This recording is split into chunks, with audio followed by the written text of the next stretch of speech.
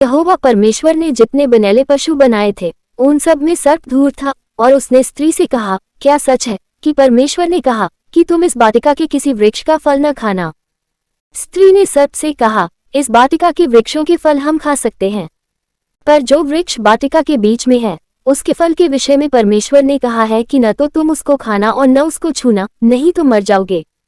तब सर्प ने स्त्री से कहा, तुम निश्चय न मरोगे, वरन परमेश्वर आप जानता है कि जिस दिन तुम उसका फल खाओगे उसी दिन तुम्हारी आंखें खुल जाएंगी और तुम भले बुरे का ज्ञान पाकर परमेश्वर के तुल्य हो जाओगे।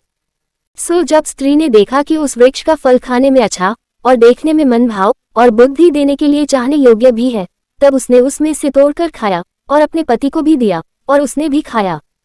तब उन दोनों की आंखें खुल गई और उनको मालूम हुआ कि वे नंगे हैं, सो उन्होंने अंजीर के पत्ते जोड़ जोड़कर लंगोट बना लिए। तब यहोवा परमेश्वर जो दिन के ठंडे समय वाटिका में फिरता था उसका शब्द उनको सुनाई दिया। तब आदम और उसकी पत्नी वाटिका के वृक्षों के बीच यहोवा परमेश्वर से छिप गए। तब यहोवा परमेश्वर ने पुकार कर आदम से पूछा, तू कहाँ है? उसने कहा, मैं तेरा शब्द बारी में सुनकर डर गया क्योंकि मैं नंगा था, इसलिए छिप गया। उसने कहा, किसने तुझे चिताया कि तू नंगा है? जिस वृक्ष का फल खाने को मैंने तुझे बरजा था, क्या तूने उसका फल खाया है? आदम ने कहा, जिस स्त्री को तूने मेरे संग रहने को दिया है उसी ने उस वृक्ष का फल मुझे दिया और मैंने खाया। तब यहोवा परमेश्वर ने स्त्री से कहा, तूने ये क्या किया है? स्त्री ने कहा, सर्प ने मुझे बहका दिया तब मैंने खाया।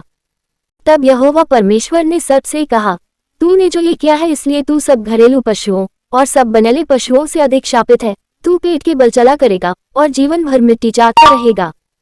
और मैं तेरे और इस स्त्री के बीच में और तेरे वंश और इसके वंश के बीच में बैर उत्पन्न करूंगा, वह तेरे सिर को कुचल डालेगा और तू उसकी एड़ी को डसेगा।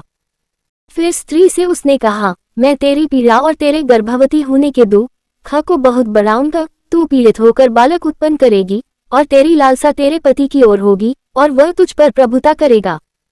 और आदम से उसने कहा, तूने जो अपनी पत्नी की बात सुनी और जिस वृक्ष के फल के विषय मैंने तुझे आज्ञा दी थी कि तू उसे न खाना, उसको तूने खाया है, इसलिए भूमि तेरे कारण शापित है।